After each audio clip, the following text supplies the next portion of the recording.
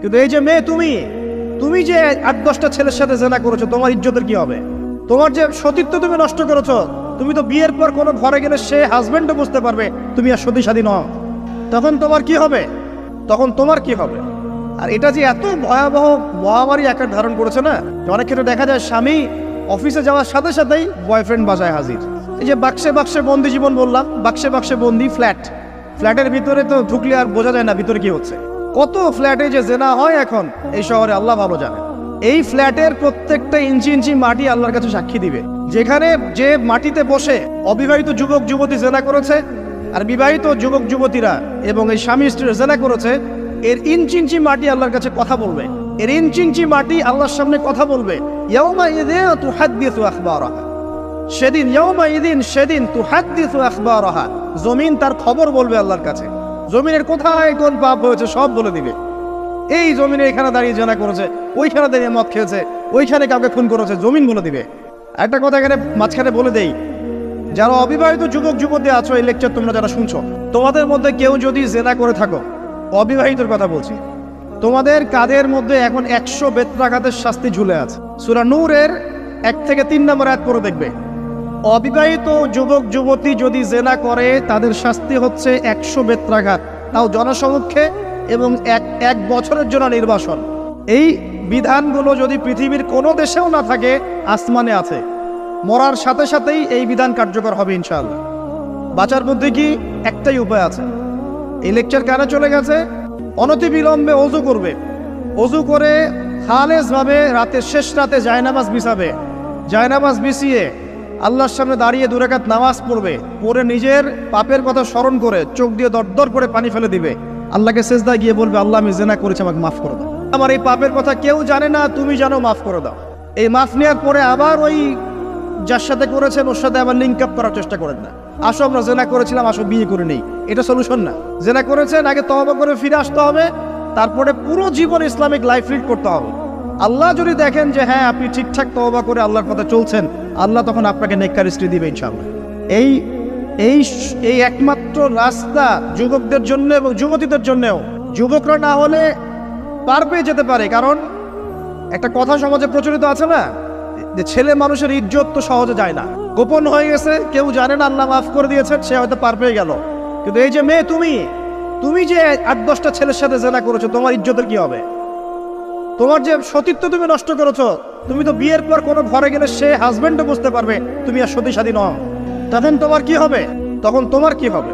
বিবাহিত যারা আছে, এই যে দেবর আর ভাবি, এই যে শালি আর দুলা ভাই, মধুর সম্পর্ক না এগুলা? দাঁড়াও, এগুলো মধুর সম্পর্ক। দেখা যায় সুবহানাল্লাহ, এই যে আমার এখানে ফোন আছে না, আমাদের অফিসিয়াল পেজ আছে, অফিসিয়াল পেজে যত প্রশ্ন আসে দেখি ম্যাক্সিমাম জেনা কেন্দ্রিক, ব্যভিচার কেন্দ্রিক, পরকীয়া কেন্দ্রিক।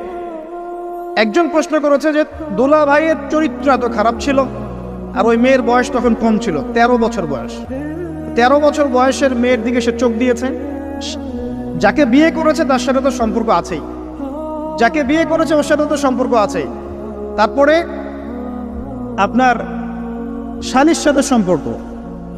এখন শালীর সাথে তার 2 বছর ধরে সম্পর্ক করার পর সেগুলোর ভিডিও ধারণ করে তাকে ব্ল্যাকমেইল করছে যে যদি আমার সাথে খারাপ কাজে সে রাজি না হয় তাহলে এই ভিডিওগুলো ভাইরাল করে ফেলবে। এই যে অনলাইনের যুগ, এখন তো মানুষ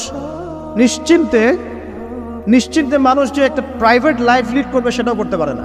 প্রাইভেট লাইফের সব কিছু রেকর্ডেড হয়ে যায়, হয় না? এটা একটা ফিতনা, মহাফিতনা।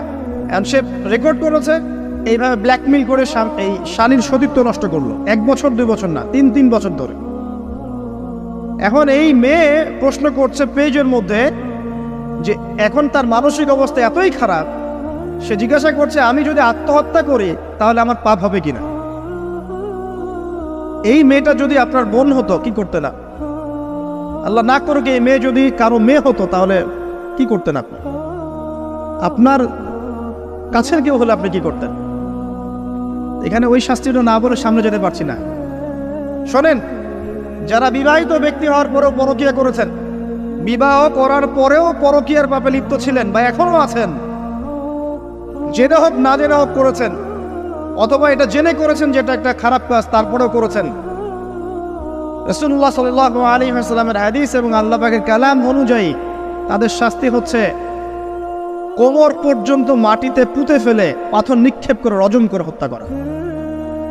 ইসলামিক যদি কোনো রাষ্ট্র থাকতো, বা এটা যদি হতো, বা এটা যদি ইমামুল মাহদির যুগ হতো বা ওমর রাদিয়াল্লাহু আনহুর যুগ হতো, তাহলে এই শাস্তির বাইরে আপনি চলতে পারতেন না যদি এটা প্রমাণ হতো। এই শাস্তি যদি দুনিয়াতে কার্যকর নাও হয়, আপনি যদি তওবা না করে মারা যান, তাহলে কিয়ামতের মাঠে এই শাস্তি আপনি ভোগ করবেন। খুব মজা লাগছে পরকীয়া করতে। সকালে একটার সাথে, দুপুরে একটার সাথে, আজকে একজনের সাথে রাত কাটান, কালকে আরেকজনের সাথে রাত কাটান, খুব মজা পাচ্ছেন। রাত্রেবেলা মদ খান আর হোটেলে রাত কাটান, সকালবেলা আবার অফিসে যান। আমাদের শহরের এগুলা কালচার কোত্থেকে আসলো? এই শহরকে পবিত্র করবে কে এবং এই শহরের আসল রূপগুলো স্পষ্ট করবে কারা? খুব মজা পাচ্ছেন এগুলোতে। সুবহানাল্লাহ। একটা বিষয় বুঝাই, ইসলামে কেসাস আছে, কেসাস। মনে করেন আমাকে কেউ হত্যা করেছে, আপনি তাকে হত্যা করতে পারবেন। মনে করেন আপনি কাউকে হত্যা করেছেন, ঠিক আমাদের লজের মতো কেউ যদি কাউকে হত্যা করে তাকে ফাঁসি দেওয়া হয় না, এরকমই কেউ যদি কাউকে হত্যা করে, ইসলামের বিধান কেসাস করা, মানে হাতের বদলে হাত, চোখের বদলে চোখ, কানের বদলে কান, নাকের বদলে নাক, জানের বদলে জান, যদি প্রমাণ হয়। কিন্তু এখানেও হত্যাকারীর বাঁচার সুযোগ আছে। কিরকম? মনে করেন আপনি আমার পরিবারের কাউকে হত্যা করেছেন, আল্লাহ না করুক। এখন আপনি এসে আমাকে ক্ষমা চাচ্ছেন যে আমার ভুল হয়ে গেছে, আমি মুক্তিপণ, রক্তপণ দিব, আমাকে মাফ করে দেন। এখন আমাদের পরিবারে কি আপনাকে বললো ঠিক আছে আপনাকে মাফ করে দিলাম, আপনার কেসাস করার দরকার নেই, আপনি রক্তপণ দিয়ে দেন, তাহলে আপনি বেঁচে থাকার সুযোগ পেলেন। কথা বুঝতে পারছেন? একটা হচ্ছে মুরতাদ। মনে করেন কেউ ইসলামের কিছু বিষয়কে অস্বীকার করেছে, তাকে জেলখানায় বন্দি করে রাখা হবে, সুযোগ দেওয়া হবে যে আপনি কি এগুলো জেনে শুনে বলেছেন নাকি এর উপর অটল থাকবেন না ফিরে আসবেন। সে যদি বলে না আমি তওবা করলাম, আমি এগুলো থেকে ফিরে আসলাম, ও বেঁচে থাকার অধিকার পেয়ে গেল। কিন্তু বিবাহিত ব্যক্তি যারা ব্যভিচার করেছে, বিবাহিত ছেলে বা মেয়ে ব্যভিচার করেছে, তওবা করে যদি ফিরেও আসে, রজমের শাস্তি থেকে বাঁচার কোনো সুযোগ নেই। আল্লাহর কাছে ক্ষমা চান, ইস্তেগফার করেন। জেনার ফলশ্রুতিতে সমাজে মহামারী নেমে আসে। জেনা, পরকীয়া, অশ্লীলতার কারণে সমাজে এমন সব রোগ ব্যাধির উদ্ভব হয় যেগুলো কখনো ছিল না। এই শহরটা জেনার শহর। আমাদের এই ঢাকা শহর জেনার শহর। আপনাকে এটা বোঝার জন্য আমার লেকচার না শুনে আপনি পেপার পত্রিকা ঘাটেন, অনলাইন সার্চ করেন, দেখবেন এই শহরে আনাচে কানাচে জেনা হয় এবং ওপেন জেনা হয়, মানুষ জেনাকে হালাল মনে করে। এই শহরের যুবক যুবতী যারা একে অপরের সাথে বয়ফ্রেন্ড গার্লফ্রেন্ড কালচারে লিপ্ত আছে, এটাকে তারা হালাল মনে করে, কেউ হারাম মনে করে না। কত বড় সাহস দেখায়। আর রাস্তা দিয়ে আমরা হেঁটে গেলেও বয়ফ্রেন্ড গার্লফ্রেন্ড এসে আমাদেরকে সালাম দেয়, বুঝুন আমাদের জন্য একটু দোয়া করেন। তো প্রত্যেকটা পার্কে পার্কে যাবেন, এই যে আপনাদের রেস্টুরেন্টগুলোতে যাবেন, দর্শনীয় যে স্পটগুলো সেখানে যাবেন, দেধার সে জেনা হচ্ছে, জেনা আর জেনা। আমি এই যুগের কথাই বলছি। নবী সাল্লাল্লাহু আলাইহি ওয়াসাল্লাম বলছেন, আমাদের নবী বলছেন, আমার উম্মতের একটা অংশ, সবাই না, আমার উম্মতের একটা অংশ অবশ্যই জেনাকে হালাল করে নেবে, অবশ্যই মদকে হালাল করে নেবে, মদ পান করবে কিন্তু মদের নাম অন্য দিবে, এবং তারা গান বাজনা বাদ্যযন্ত্র নর্তকীদেরকে হালাল মনে করে নিবে। নবী সাল্লাল্লাহু আলাইহি ওয়াসাল্লাম বলেছেন, যখন সমাজে এরকম পাপ বাড়ে তখন সমাজে এমন সব রোগ ব্যাধি আসে যা আগে কখনো ছিল না। এবং এদের ব্যাপারে নবীজি বলেছেন, একদিন সকালবেলা আল্লাহ পাক এদেরকে বানর এবং শুয়োর বানিয়ে দিবেন। কিয়ামতের আগে এই ঘটনাও ঘটবে, বিকৃত হবে। ভূমিধস, ভূমিকম্প, ভূমিধস এবং আকৃতির বিকৃতি, এগুলো আযাব আসবে আল্লাহর পক্ষ থেকে। এই জেনা, এই ব্যভিচার, এই পরকীয়া, নোংরামি, অশ্লীলতার কারণে ঘরে ঘরে এগুলো বয়ফ্রেন্ড গার্লফ্রেন্ড কালচার। কেউ মনে করে না যে এগুলো হারাম, কেউ মনে করে না যে আমার এই যে সহপাঠী আমার গায়রে মাহরাম। এই গায়রে মাহরাম শব্দটাই নাই। কাজিন, চাচাতো বোন, মামাতো বোন, খালাতো বোন, এই যে কাজিন, এরা জেনা করছে। কি দেখা বাকি রেখেছে এই যুগে আমরা দেখছি যে নিজের মেয়ের সাথে পিতার শারীরিক সম্পর্ক। পেপার পত্রিকা পড়েন, একটু অনলাইন ঘাটেন, দেখেন কোন যুগে আছেন আপনি।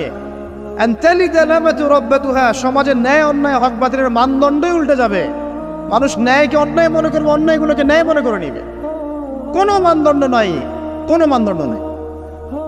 আমাদের শহরের এই অবস্থা, শান্তিতে কিভাবে ঘুমাবেন আপনি? নিশ্চিন্তে থাকবেন কিভাবে? কখন যে আল্লাহর গজব চলে আসে। কোরআনে একটা আয়াত আছে, যখন আল্লাহ পাকের গজব আসবে তখন শুধু জালেমদের উপর খাস করে আসবে না। আলেমদেরকে জিজ্ঞাসা করেন, আলেম ওলামাদেরকে জিজ্ঞাসা করেন, যখন আল্লাহর গজব আসবে, জালেমদের উপরে শুধু খাসভাবে আসবে না, সবার উপরে আসবে। আমি খুব ভালো মানুষ, ওয়াজ করছি, নসিহত করছি, পার পেয়ে যাবো এমন ভাবার সুযোগই নাই। আপনাকে আপনার সাধ্য মতো অন্যায়ের প্রতিবাদ করার চেষ্টা করতে হবে। লাতা'মুরুন্না বিল মা'রুফ, নবীজি বলছেন অবশ্যই তোমরা সৎ কাজের আদেশ করো। ওয়ালা তানহাউন্না আনিল মুনকার, অবশ্যই অসৎ কাজে নিষেধ করো। আও লা ইউশিকান্নাল্লাহু আন ইয়াবআসা আলাইকুম ইকাবাম মিন, অন্যথায় আমি আশঙ্কা করি তোমাদের উপর আল্লাহর পক্ষ থেকে বিশাল গজব আসবে। সুম্মা তাদউনাহু, এরপর তোমরা সবাই আল্লাহর কাছে দোয়া করবে, আল্লাহ গজব সরিয়ে দাও, সরিয়ে দাও। লা ইউস্তাজাবু দুআকুম, তোমাদের দোয়া কবুল করা হবে না। নবী সাল্লাল্লাহু আলাইহি ওয়াসাল্লাম বলছে মান রাআ মিনকুম মুনকারান, তোমাদের মধ্যে যে কেউ হুএভার হি ইজ, যে কেউ যদি কোনো মুনকার, নোংরা বর্জিত কোনো কাজ দেখে, তাহলে যেন ফাল ইউগাইয়ির বিয়াদিহি, তার সামর্থ্য থাকলে হাত দিয়ে যেন ঠেকায়। সামর্থ্য থাকলে হাত দিয়ে যেন ঠেকায়। যাদেরকে আল্লাহ পাক হাত দিয়ে ঠেকানোর ক্ষমতা দিয়েছেন তাদেরকে আল্লাহ জিজ্ঞাসাবাদ করবেন, কেন ঠেকালে না তুমি? জেনার লাইসেন্স দিলে কেন? মদের লাইসেন্স দিচ্ছ কেন? ঠেকালে না কেন? তুমি অন্যায় কাজকে ঠেকালে না কেন? যদি তুমি না পারো, ওয়াইল্লাম ইয়াস্তাতি, যদি সে না পারে, তাহলে ফাল ইউগাইয়ির বিলিসানি, তাহলে যেন মুখ দিয়ে সেটা প্রতিবাদ করে। এই যে মুখ দিয়ে প্রতিবাদ করার ক্ষমতা আলেম ওলামার আছে, যাদের হাতের ক্ষমতা নেই, মুখের ক্ষমতা আছে। সেটাও যদি না পারে, ওয়াইল্লাম ইয়াস্তাতি, সেটাতেও যদি সে সক্ষম না হয়, ফাবিকলবি, তাহলে যেন অন্তর দিয়ে ঘৃণাটা পর্যন্ত করে। ওয়াবিযালিকা আদআফুল ঈমান, এটা হচ্ছে ঈমানের সবচেয়ে নিকৃষ্ট একটা অবস্থা, সর্বনিম্ন অবস্থা। এর নিচে ঈমানের কোনো অবস্থাই নাই। তার মানে অন্যায় দেখে আমাদের যাদের মনে কোনো ফিলিংসই কাজ করছে না, তার মানে আমাদের ঈমান নাই। আসলে সহজ কথা, ঈমানের সেই তেজ নাই আমাদের মধ্যে। আসুন, একটা ব্যাখ্যা এটাও হতে পারে সমাজে ন্যায় অন্যায় হক বাতিলের মানদণ্ড উল্টে যাবে।